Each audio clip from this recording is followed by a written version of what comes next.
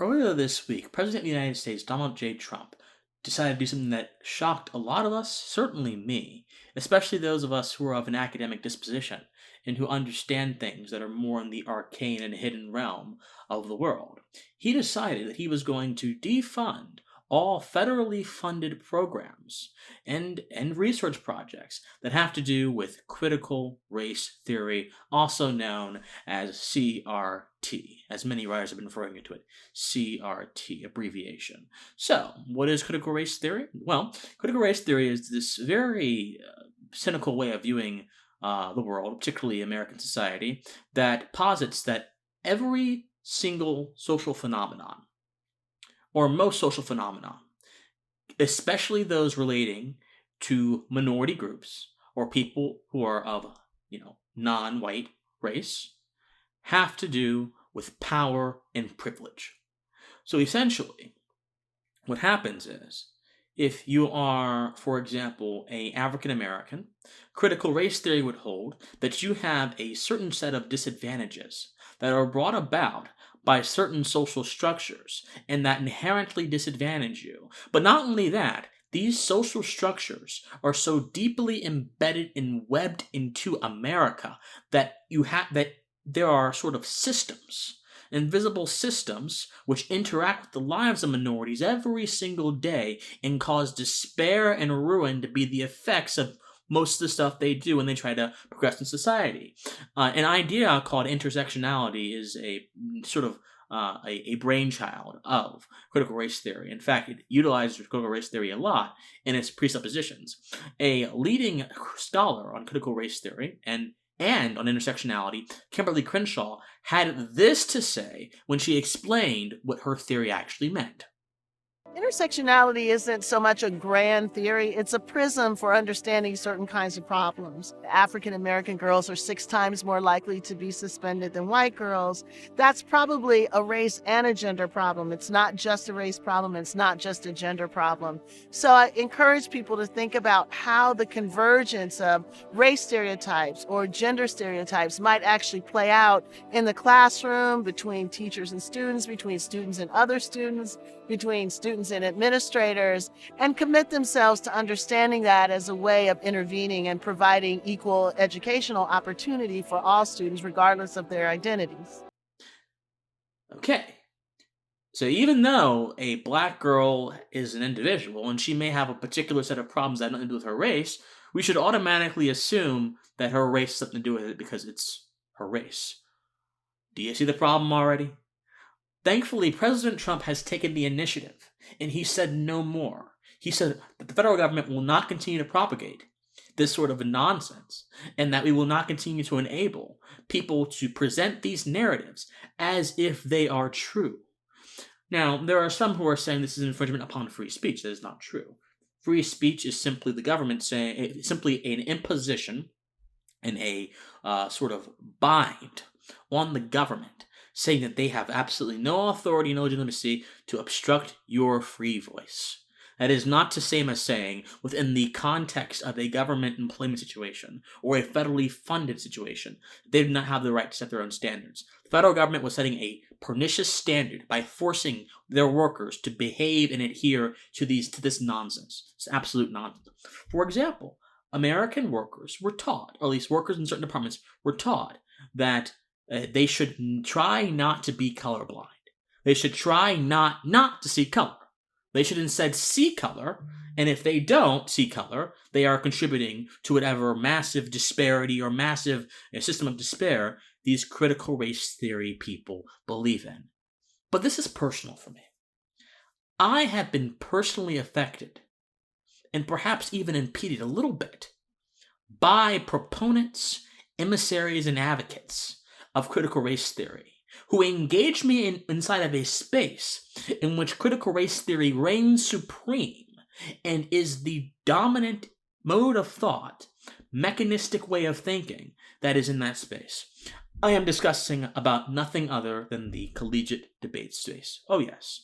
So, just for context, I'm 20 years old, and for 2 years of my collegiate career, I was in collegiate debate.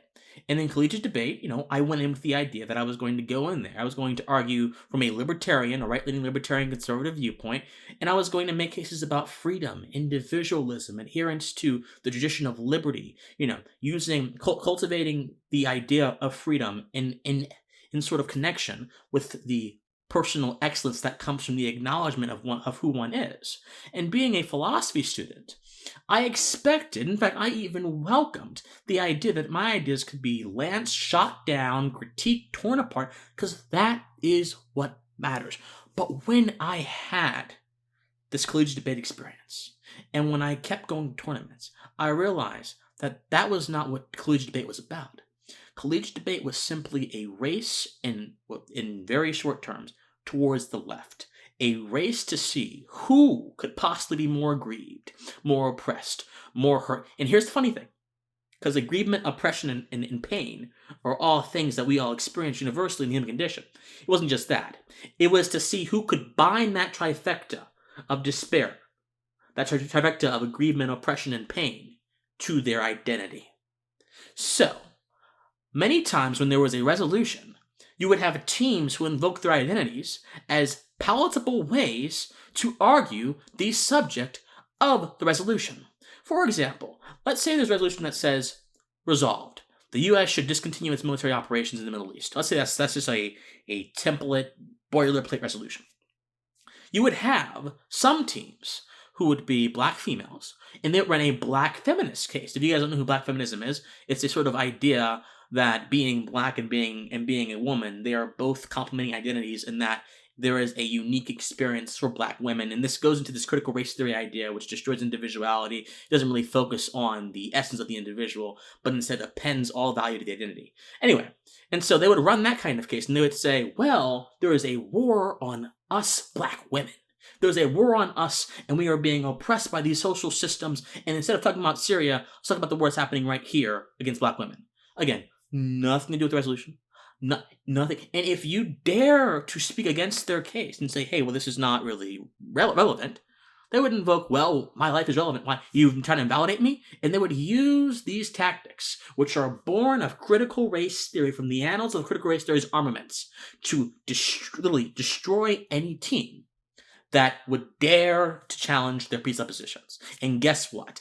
This would be fine if the judges could see through it, but the judges were themselves oftentimes critical debaters in that they believe in critical theory.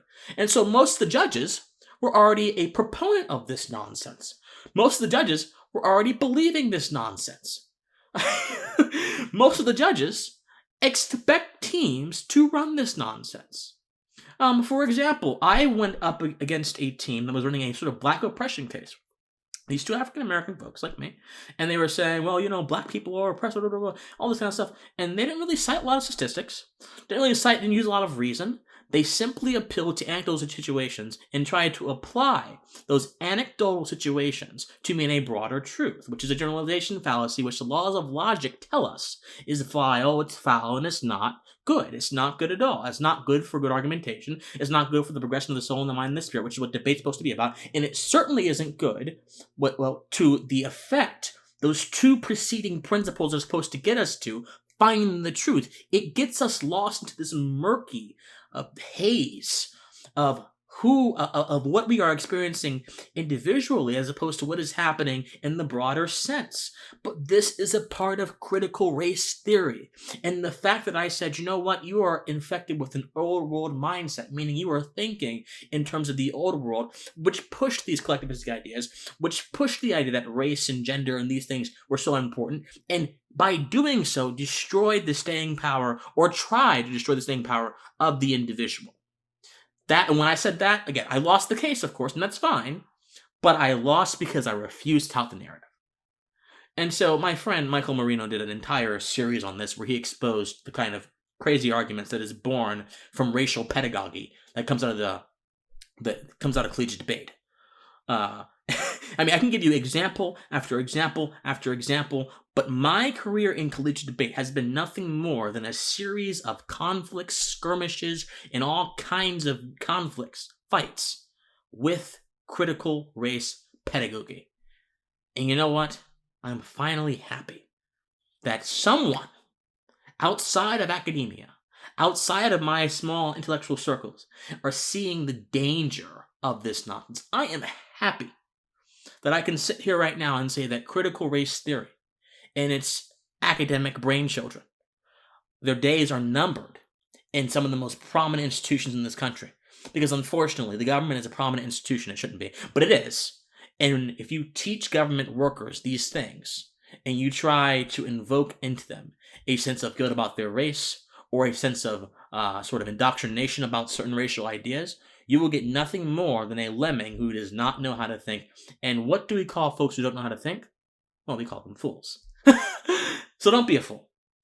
Be smart and understand that this critical race theory business means nothing good. If you want to reduce the world to a series of oppressive events and despair, and you want to see your existence as whatever minority you might be, woman, black, whatever, as nothing more than the sum, as Miss Crenshaw said, of certain factors you had no control over, if you want to induce yourself in this deterministic hell, you go for it.